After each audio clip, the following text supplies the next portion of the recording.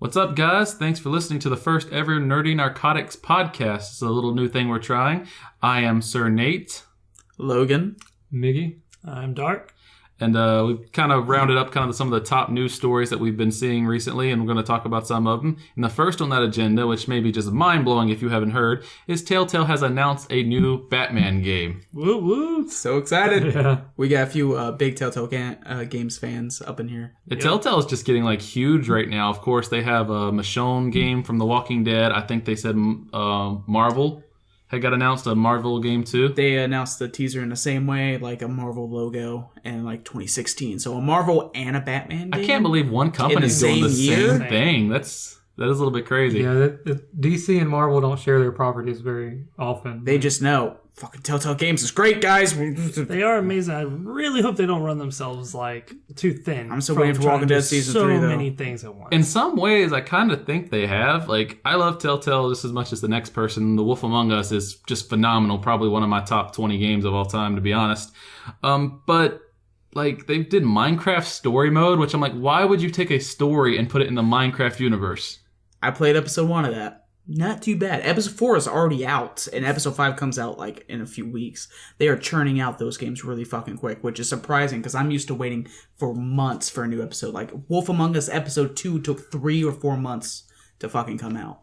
It was ridiculous. Well, let's do a head count real quick. We've got The Walking Dead Season 1 and 2, Wolf Among Us, the Game of Thrones, Borderlands, Minecraft. On top of that, they're going to do a new Walking Dead, a Batman, and a DC. I mean, that's almost 10 games total. Series, not games, but it's even just series that they're going to do. Well, we don't know which ones they're doing Season 2s. They will do one for Game of Thrones because the ending was, a little bit, they could continue it. Not going to spoil anything. It was fucking awesome, but, Yeah. When I first checked out The Wolf Among Us, I was so in love. I was looking up possibility of a second one, and they had said something about March was the rumor that they were going to come back with the first episode in March of 2016. So I have a feeling you're going to see Minecraft Story Mode 2, Game of Thrones 2, Borderlands 2, Season 3 of The Walking Dead if Michonne doesn't take the place of that. And she better not, because Walking Dead Season 1 and 2 was phenomenal. Clementine was killing it in 2. Michonne, the Michonne thing is going to be a 3-part series. It's not going to be a whole new thing. A side story. It's just to connect a little gap in the comic book. There was a 3-year gap at the end of a war, and now we're back at it. And they're 20 episodes past that point now. But Michonne went on a little vacation away from Rick for a little while and did some exploring. Yeah. Let's talk about what could actually be in the Batman Telltale game. As far as I know, there's no details announced, so you don't know if you're playing as Batman, Joker, Robin, new character, Commissioner Gordon. I mean, Telltale games are all about choice, so I would think Batman would be in... My vote's the Riddler. The Riddler, right? Yeah. Jim Carrey's the Riddler. I feel like Batman doesn't lead itself very well to that style of narrative gameplay, though. I feel like it's going to be Wolf Among Us detective style. Yeah, that's what I would hope for. I kind of it's funny if you play as Batman, you're given all this choice, and of course the games and The Walking Dead are about, do you want to kill this person who got bit or not? You would never have that option in a Batman game because you can never kill anybody unless that's the big decision, his first kill. And now I'm just being straight fanboy and going into stuff that would never happen. But I would kill everyone. How awesome would it be if you got to make that? But however, if they give you the option to snap an arm in half, that's still pretty rewarding. He did right off the beginning. Whatever the dude's name was, Grimm or something like that in the Wolf Among Us, I tore his arm off. So that was just awesome. I felt bad afterwards. He does because he is cool later with I was fuck. Yeah, I went through the perfect pacifist good guy detective through, and so I got to see what that was like. I think that a lot remains to be announced and to see exactly. And that first trailer is going to be awesome. I wonder if it'll coincide with the movie at all, in release date and stuff. But someone we mentioned a minute ago, Jim Carrey doing the Riddler. And so if we're going to talk about relics, let's talk about another relic. It is Adam Sandler. Hasn't had a good movie since, Jack and Jill was the worst fucking movie ever. God. There was quite a few fails. Also, what was it? Punch Drunk Love or some shit like that. That's an older one, though. Well, with Pixels kind of flopping, and I've not even seen it just because everybody's like, you don't need to see it. And then the box office is like, you don't need to see it. And I will eventually. But the big news out of him is he's making a new Netflix TV comedy. Well, he's not making it.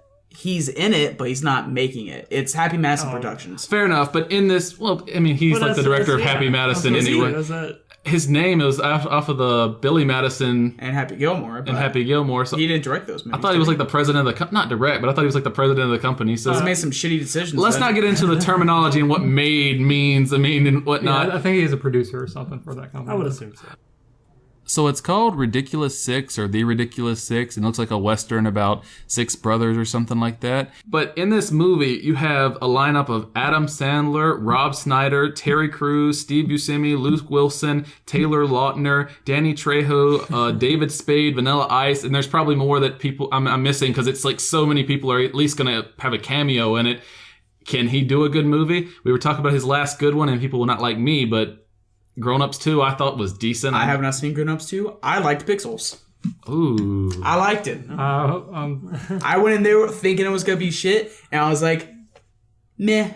You're the only one who liked it. Tyrion Lannister's alright. I like him. It was okay. I like Hubert. He was fucking cool. I don't like to listen to like hype and reviews to let me tell stuff, but everybody, like, you're the first person I've even talked to like that movie. It was meh. Do you think Adam Sandler can salvage a really good movie?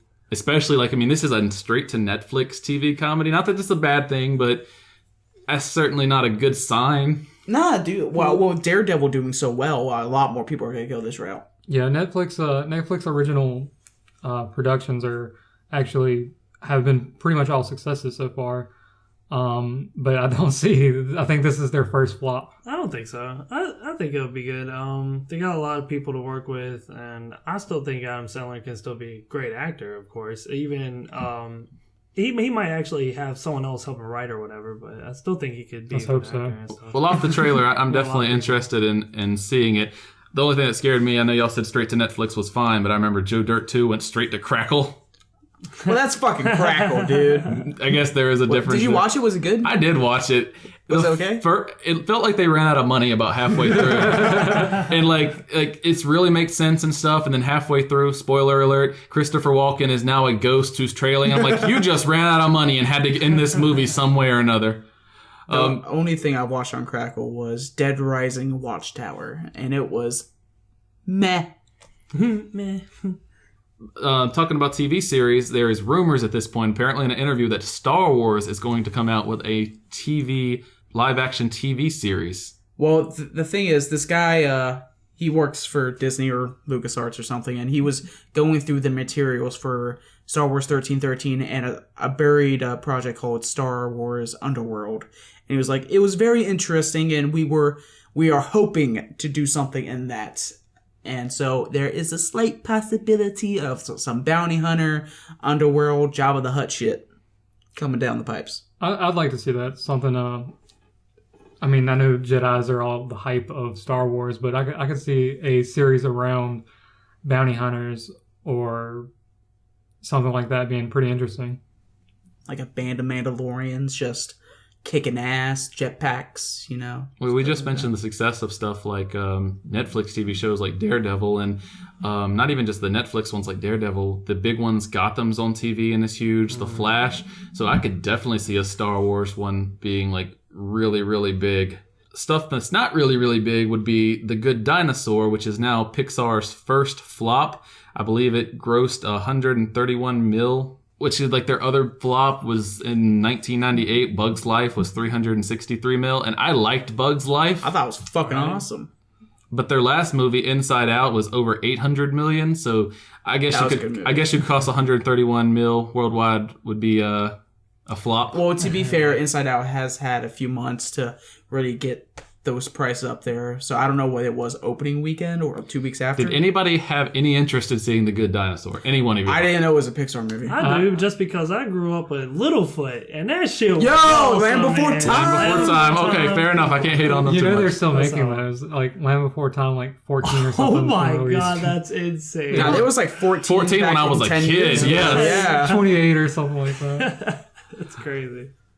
Can Pixar actually keep up this momentum? Because they have so many movies coming out. They got fucking Finding Dory, Toy Story 4, which Yeah, I'm done with Toy Story. Yeah. Toy Story 3 was the perfect ending. Exactly. My mom cried, everyone cried. I just laughed at people crying like, I don't care. The toys. They've been cranking out so much stuff recently, and people are going to hate me for this, but I haven't even watched Up.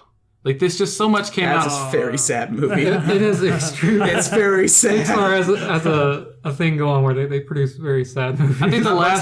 the last one I watched was WALL-E. That was Pixar, right? That was a good one. And that's the last one I've seen. And they've cranked out so much stuff since then. Like, I've stopped necessarily caring. Wally. Was that bad or good?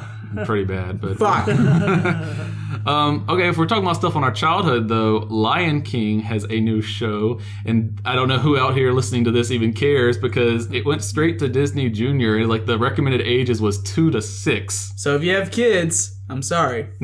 Which is kind of odd because like the generation that would have grew up watching The Lion King. Or the fans that they would try to get back or something. I would think. Like, Well, they're also too old to watch I mean, cartoons. they're too old to watch cartoons, yes. Me. But I imagine that Anime, like man. if you're sitting there watching it with your kids, like I'm not sure the exact demographic for like the age group, but I don't know if your children will be that age. I guess or no not. more throwing Mufasa off cliffs and. There's and actually a stuff like scene. that, You know the scene where it's like he's getting trampled. Yeah. Like the iconic scene. Yeah. In the special, they kind of just like literally like almost crap all over that because there's a scene where like there's these gazelles running their pen down, and then this stupid like badger or something like that is like comes up and just like farts and like literally like craps all over this sad like iconic scene with this I like just fart picture it joke. literally. See, I It's saw just that like video, craps but all like over it. on top of or playing at the same time was a video of people going to Walmart for Black Friday. So it was very similar. I guess, Logan said, if you have kids, because it's age 2 to 6, if you have kids that are age 2 to 6, show them the original Lion King. Last thing we'll talk about, and I don't know how much talking we can do because I think the whole world knows, but Psychonauts 2 got announced. And here's what gets me. How can you announce that something's going to happen and it's like everywhere is Psychonauts 2 announced and it's like it's a Kickstarter. So it's like Psychonauts 2 announced if you're willing to give us enough money. It's Double Fine though, so I'm okay with it. Well, I mean, I guess it is as good as announced because already as I'm talking, they've made over 2 million and their goal was 3,300,000. 3.3. It's like 68% backed with 14,000 backers. So I think they're easily going to make it. It's Double Fine, it's Tim Schafer, so. And they said that if this does well, they threw like a little Jack Black reference and like Brutal Legend 2, and I fucking loved it. The gameplay. This is good. Because I love the like defense, like strategy gameplay, and then just heavy metal. So good. Because Tim Schafer, if you don't know, he's had bad luck. He makes great games. Psychonauts 1, of course, Grim Fandango, just to name a couple, as well as of the Brutal Legend games. But they never really make enough money for him. He doesn't do sequels, even though the whole world clamors for him. He makes great games, but not successful games. I think Psychonauts made not that much when it initial release, but then it was re-released on Windows and PC, I guess, and it more than doubled their money in just that. And that was a few years ago that they did because they had to buy the rights back. Could it be an advertising issue or something? Just can't get the name out there? Or? Well, Psychonauts was back during Xbox original. Well, also Think not all the more Xbox for like you were saying, like just not successful. Games, I think the problem is like his games are actually quite original, and this is the market is saturated with sequels. And well, guys, that's all we have time for today. I want to take a second to thank you again for listening to the first episode of the Nerdy Narcotics podcast. Be sure to comment in the comment section and let us know what you'd like to hear, as well as any general feedback you may have. And don't forget to like and subscribe to get your fix for all your gaming and geek-related addictions. This is Sir Nate signing off. This is Logan. this is Miggy. Dark. Peace.